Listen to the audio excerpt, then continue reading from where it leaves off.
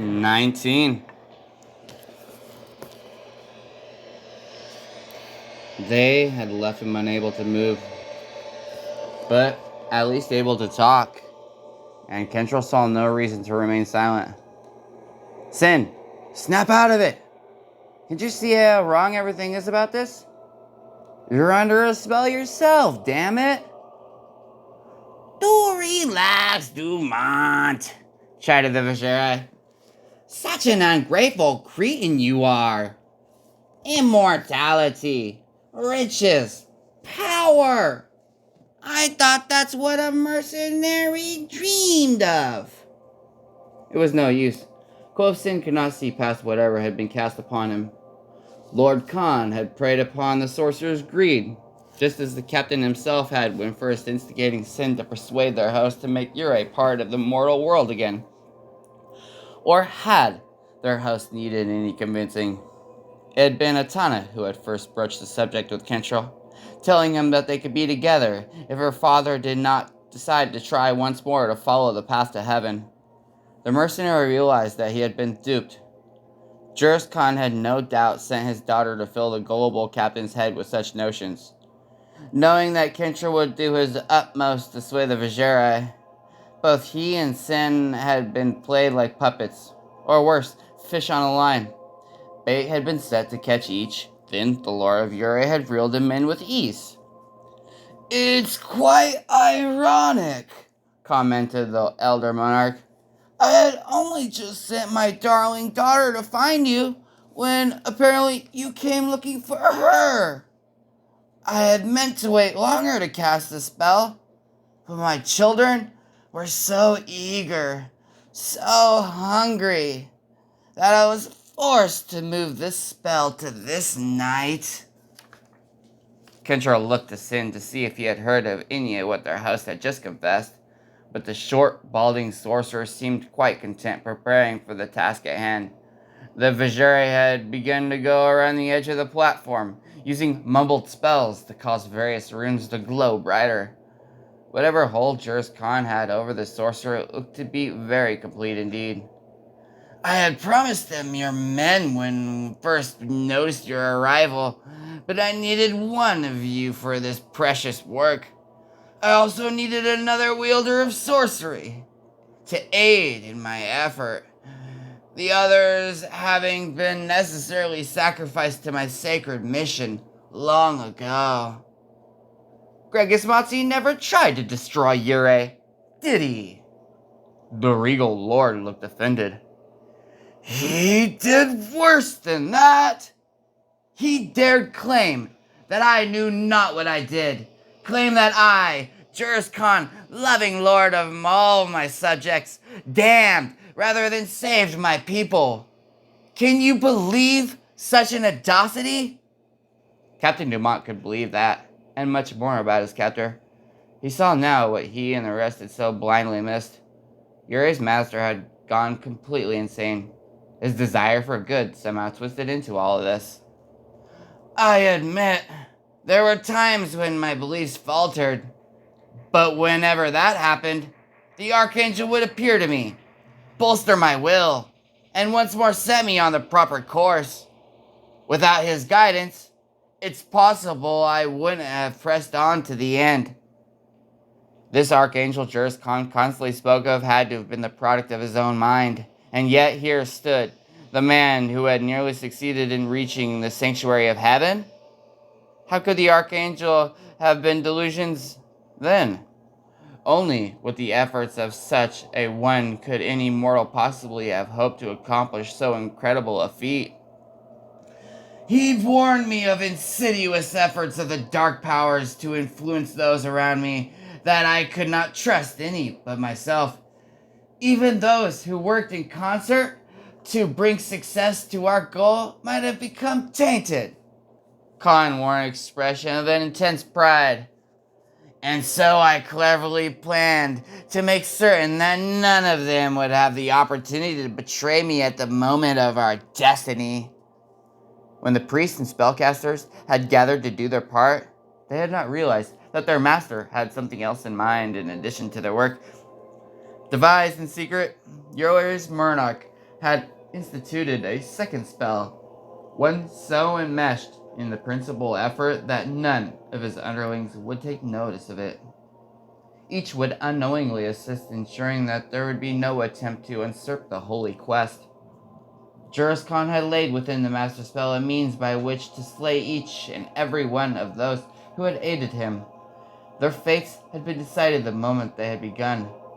The spell that had sought to cast Yurei to heaven had not only drawn from the innate magical powers of the world, but had also done so with equal force from the casters themselves.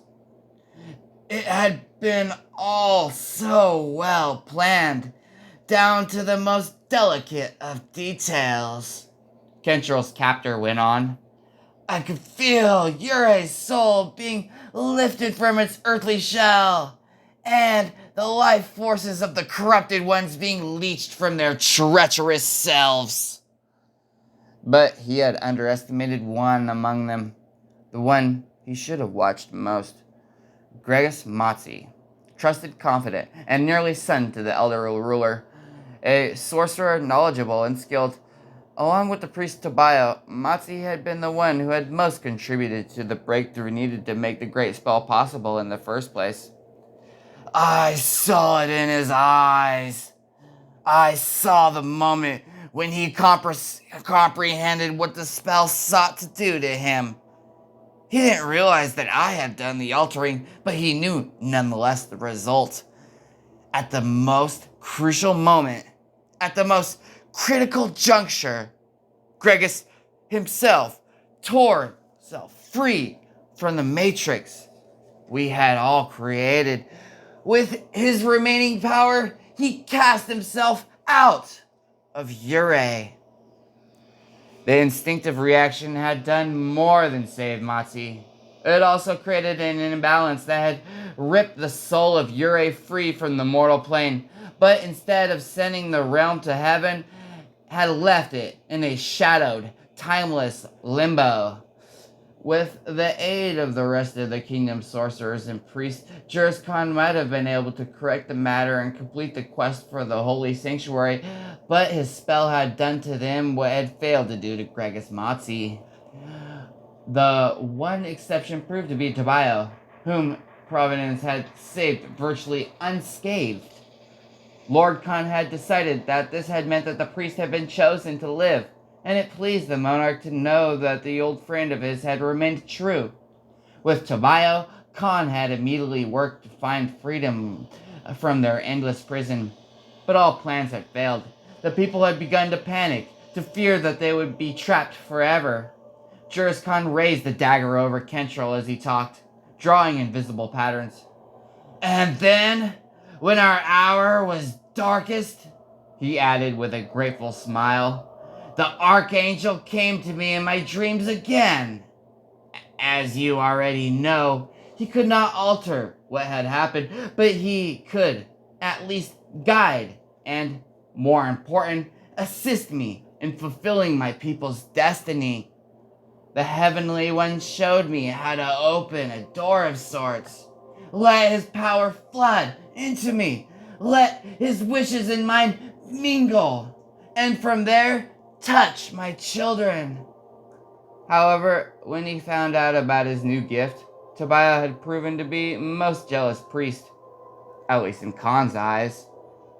He had confronted his old friend, had claimed him to be not the recipient of holy powers, but tainted by infernal ones. The priest had even had the audacity to attempt and restrain his lord, but Juris Khan had easily overwhelmed the misguided clergyman. With a saddened heart, he cast Tobiah into the ancient dungeons below, hoping that someday the priest would shake off the sinful thoughts and return to the fold. Unhindered now, Lord Khan had acted upon the Archangel's dictates, creating spells that would preserve his precious children while he sought a more permanent remedy. The Archangel showed him how to keep the people calm, how to open up each to the subtle ministrations of other angels, one for each person. He and Yurei's trusting ruler bring into the fold his own daughter, reveal to her the glory of the Archangel and the gifts she would gain by helping her father and her people. Pulling back the dagger from over Captain Dumont's chest, Juris Khan extended one arm to Atana. The crimson-tressed princess came to her father, letting him envelop her in that arm. Atana gave Kentril a loving, knowing smile, one filled with the certainty of the righteousness of her sire's cause. She was scared, my good captain.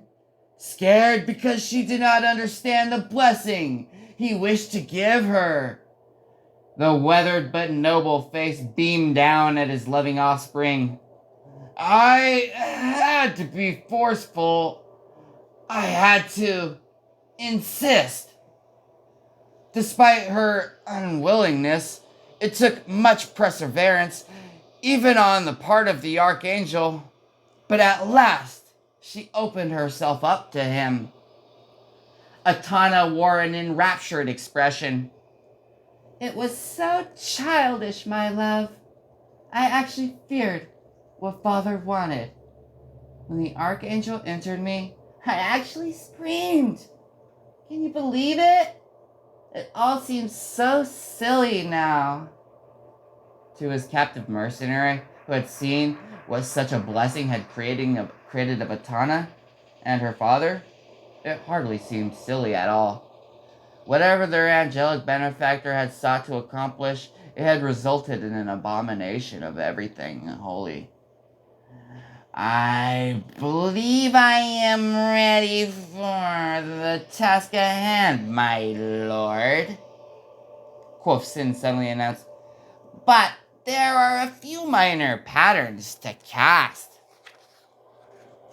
I am gratified, Master Sorcerer. Without your effort, this could not come to be.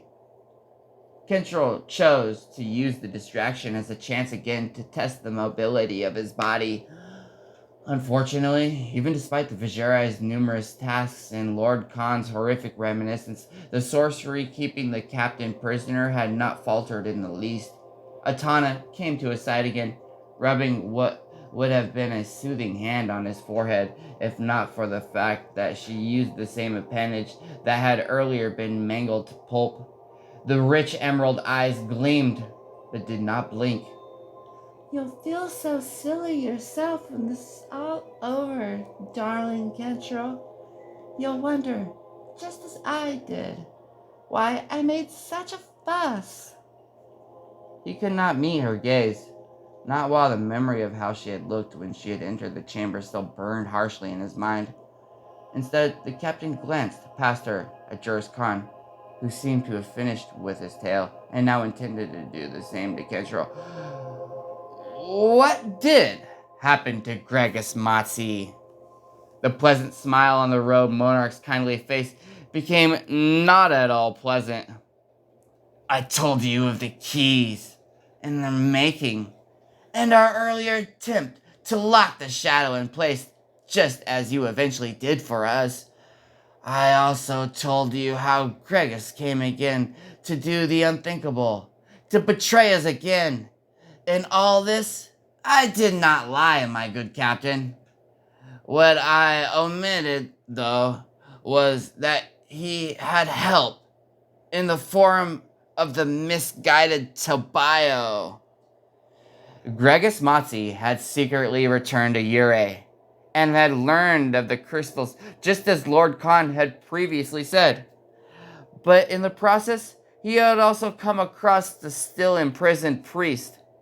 Seizing on Tobio's madness and pretending to believe it, the sorcerer had informed his new ally that they had to remove or destroy the two keys so that the Holy Kingdom could not remain on the mortal plane. It was decided that their chances would be doubled if each went in search of a separate stone. Then, if only one of them succeeded, Yurei would again be cast into limbo.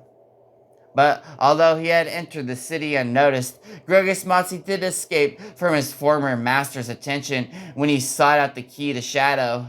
The sorcerer had almost succeeded in stealing away the crystal, but Lord Khan had managed to catch him in the midst of the act. They did battle, but the traitorous spellcaster did not know of the powerful gifts the archangel had given.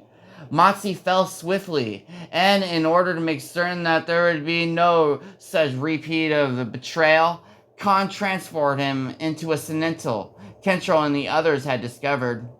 Before that happened, however, the Lord of Ure had wrung from his former friend the fact that Tobias had already started for the other crystal. You see, my dear captain, the key to light had indeed been set in place by brave martyrs. However, when I learned from Gregis that Tobias had gone to destroy my hopes for our eventual release, I admit I grew furious. Summoning the powers granted to me by the archangels, I transported myself to the shadowed side of the peak, there to find the misguided priest seeking to wrest the key to light from its anointed place.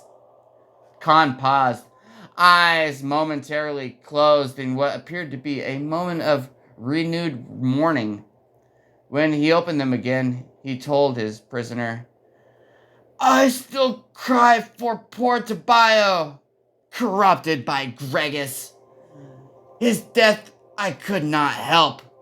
I gave him one good opportunity to see the errors of his way, to break free of the madness and come back to me, to Ure. Suddenly, Kentrel recalled the grisly discovery he had found out, all buried in the cold, hard soil atop sinister Namir. But he didn't, did he? Alas, no.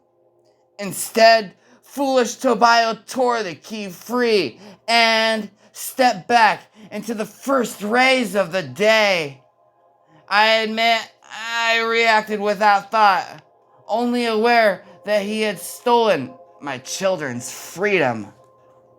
The weathered bone Captain Dumont had found had belonged to the determined priest, not one of the so-called volunteers.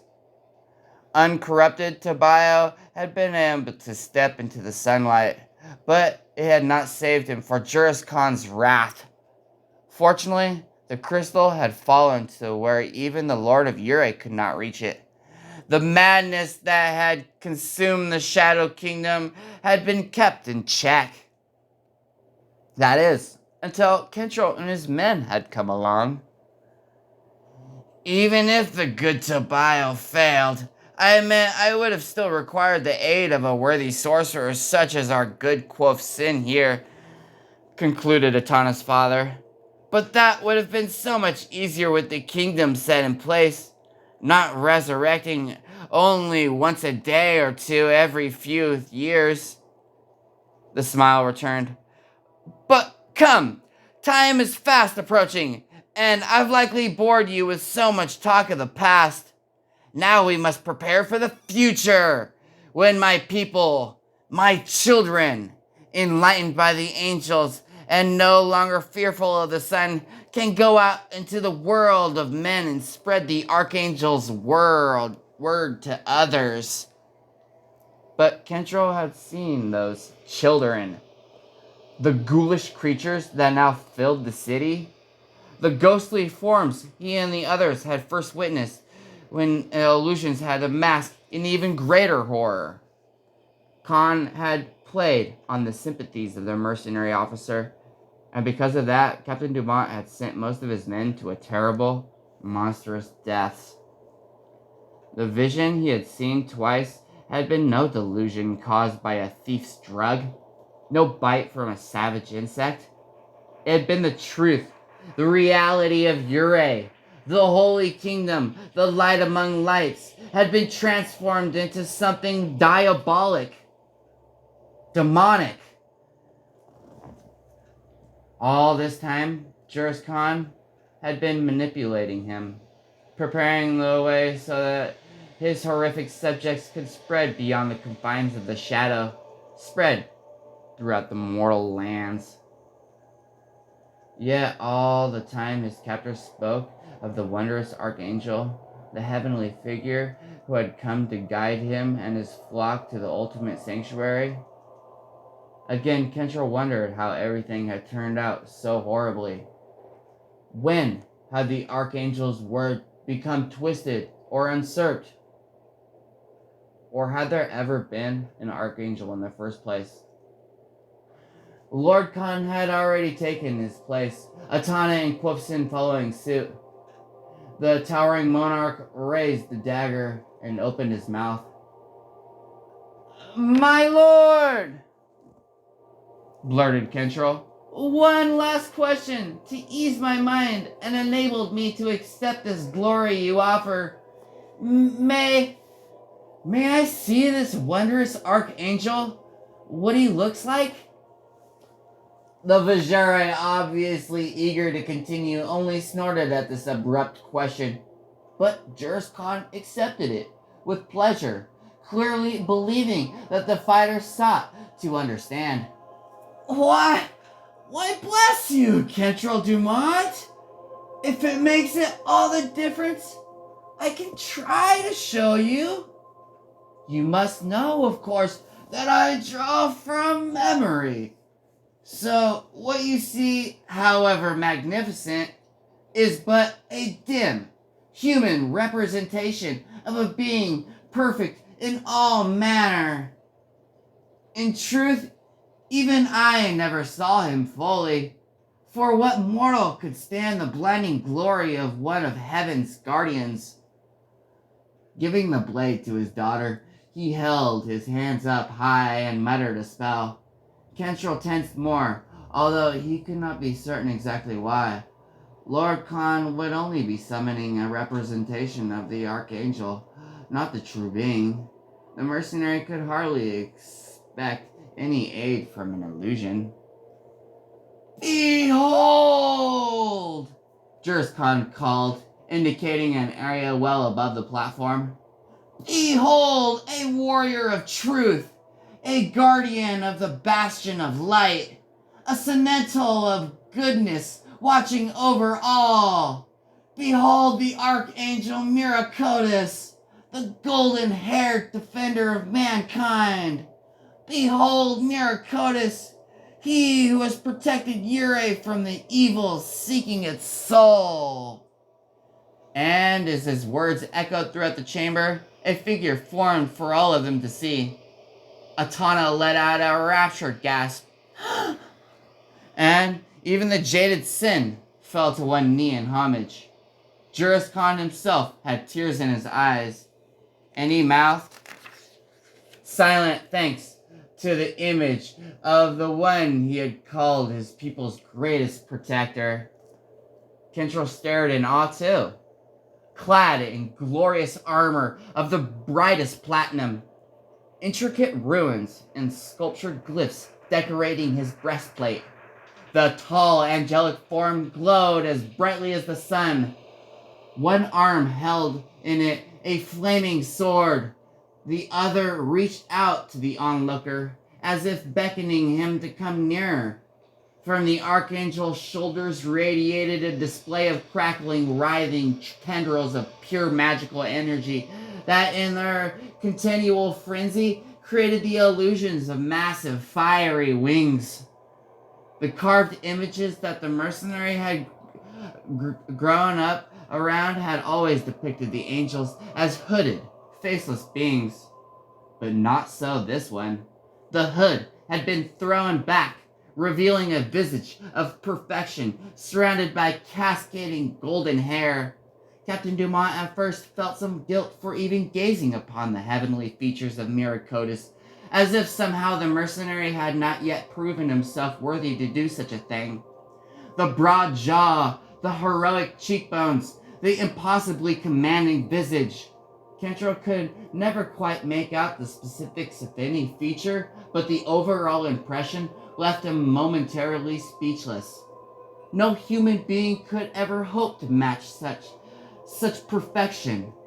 Lord Khan had only managed to catch an earthly indication of Miracotus, but even that proved enough to overwhelm the senses. And then Kentrell looked into the eyes and felt his awe suddenly supplanted by an entirely different sensation. The eyes drew him in, snared him. He could not identify their color, only that they were dark, darker than even the most perfect black, like a horrific vortex. Kentrell Dumont felt as if Miracotis drew in his very soul, pulled it into some bottomless pit.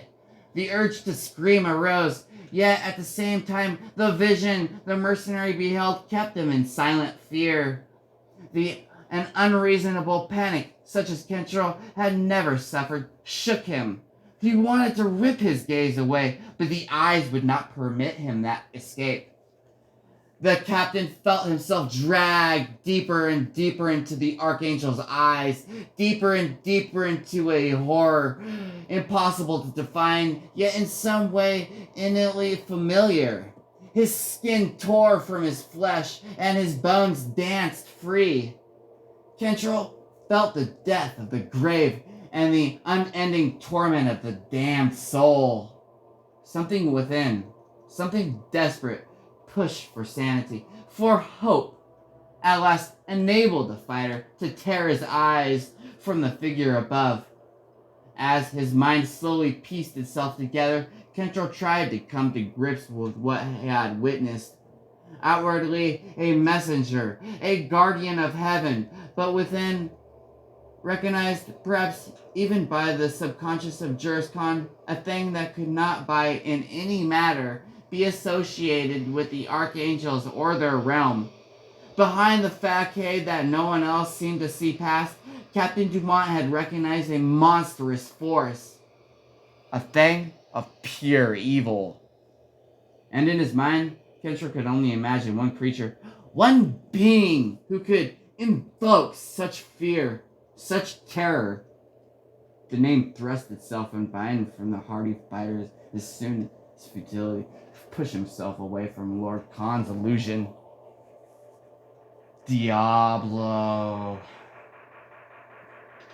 Yes, his captor said with an enthralled smile, seemingly ignorant of what Kentrell had.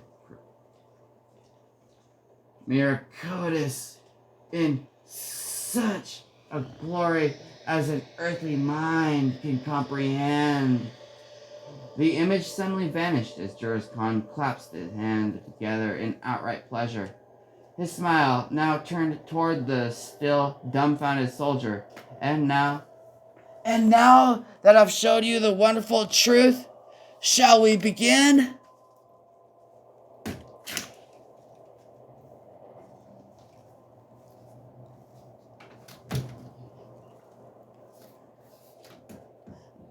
Zael studied the chamber he and Goris had so desperately sought to reach.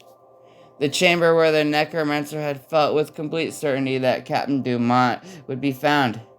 He stepped toward the center, all but unmindful of the massive rune-colored platform as he tried to fathom what had gone wrong. "Where is he?" asked the huge mercenary, eyes shifting, wary from one part of the chamber to another. "You said he'd be here." "He should be." Zael consulted the spell again, but the result came up the same. Everything pointed to this being the captain's whereabouts. Yet, quite clearly, it was not. He pulled away the medallion, trying to see what the dagger itself might reveal. Unfortunately, a full sweep indicated nothing. Gorse wandered around, peering at every corner, no matter how unlikely.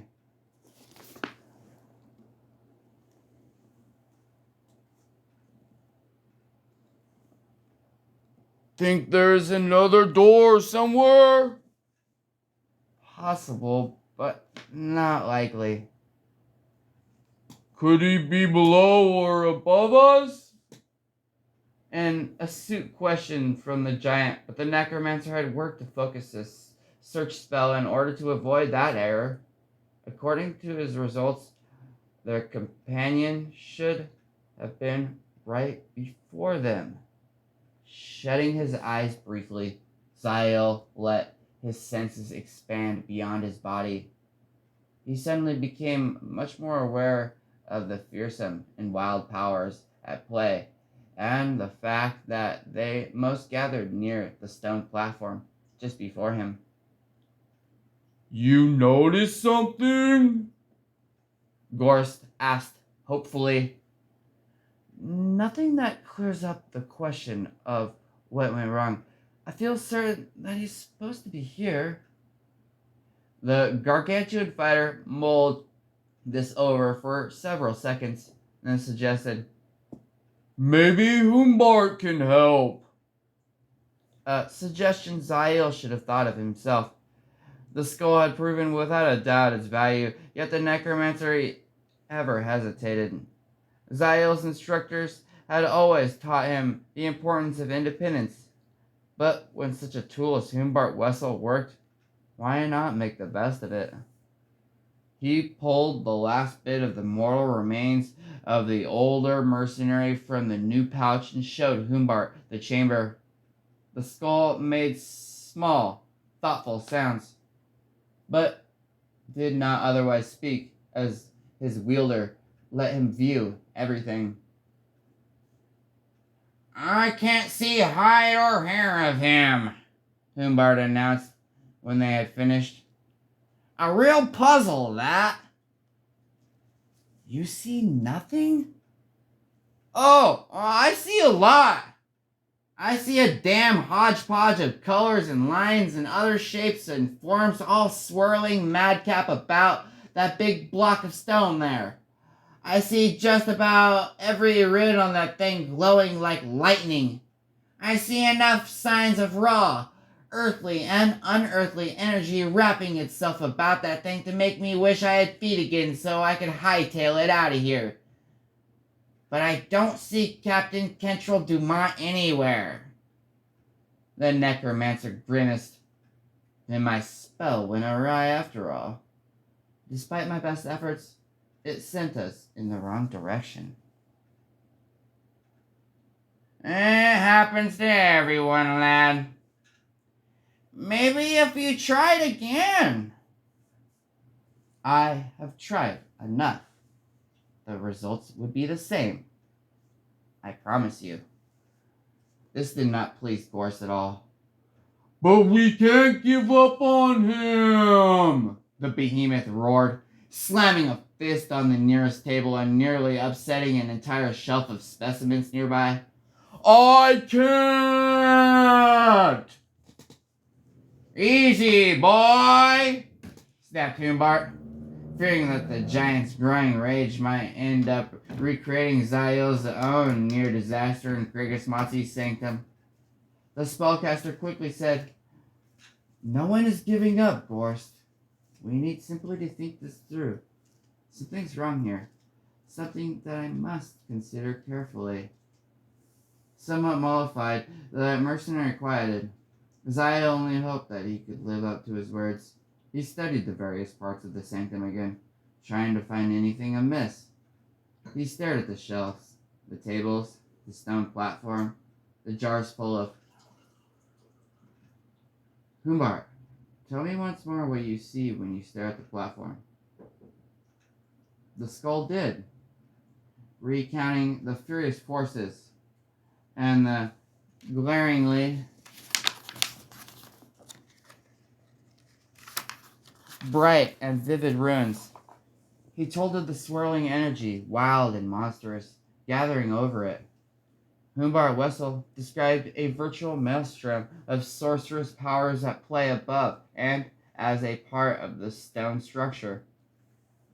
I don't see any of that, Gorse commented when the skull had finished. Nor did the necromancer, and that interested him very much. He could sense them, yes, but not see them as Humbart did. And from the skull's vivid description, it sounded as if the forces at play grew more alive, more violent. With each passing moment, they had to be building up to something. something Zael could only imagine very terrifying. Returning Humbart to the pouch, the necromancer stepped to the platform. Although he saw no life in the various runes, the feeling that they had brought into play remained with him. So much so that when Zael ran his fingers over several, he could swear he felt them pulsating. "What is it?" "I don't know, but I must try something." Inspecting the runes, Zael touched 3 he recognized for their power. He muttered a spell under his breath, creating ties between himself and those runes. Raw forces charged through his system, causing the necromancer to gasp. The giant started toward him, but Zael shook his head. Still struggling to keep the forces in balance, the spellcaster drew forth his dagger. The blade gleamed bright, and as he held the weapon over the platform, a rainbow of colors arose from various markings etched in the stone, creating an almost blinding display of power. "Let the truth be known!" Zael shouted to the ceiling. "Let the mask fall away! Let the world be shown as it is! Our eyes uncovered at last! Hazar Kabrokodos! Hazar Kai Nurotuyo! Hazar Kai!" Suddenly the necromancer felt a sense of displacement, so great that he could not maintain his link. He fell back, his eyes seemingly to lose all focus. He saw an entire chamber, doubled, and yet also very different. While one version held Zael and Gorst, the other revealed a different, barely visible scene with 3 figures standing near him. As Zael stepped farther back, Gorst came forward. "Oh, I see him. I see." He got no farther. The room, all sense of reality shifted again for the pair. The giant fell to one knee, and it was all the necromancer could do to do the same. The other version of their surroundings began to fade. Zael struggled forward again, determined not to lose it. The vaguely seen figures did not even notice what happened around them. They appeared engrossed in something concerning the platform. One of them looked like Juris Khan, and the other had the hair color of his daughters. The shortest of the 3 put in Zael's mind the Vajerai, although what Quoth Sin would be doing here he could not say. Planting his hands on 2 of the runes, Zael barked out his spell anew. He summoned the forces to him. Something else sought to draw them away, but the necromancer persisted, certain that if he did not, it would result in disaster. Again, everything shifted. The 2 variations moved closer into sync. A 4th form coalesced on the platform. The arms and legs spread out as if bound. The startling addition almost caused Zael to lose his concentration a second time. Everything began to fade again, but he managed to keep it from disappearing altogether. For a 3rd time, Zael shouted the words of power while he demanded that the force inherent in the runes obey his dictates. The figure trapped on the platform came into focus. Zael recognized Kentrell Dumont, who did not yet see him. In fact, the captain stared wide-eyed at something above him. His expression so intense, but the necromancer had to look. Juris Khan loomed over him, eyes wide with anticipation. His hand had just begun to swift plunge toward Captain Dumont's chest, and in that hand a wicked blade sought the mercenary's heart.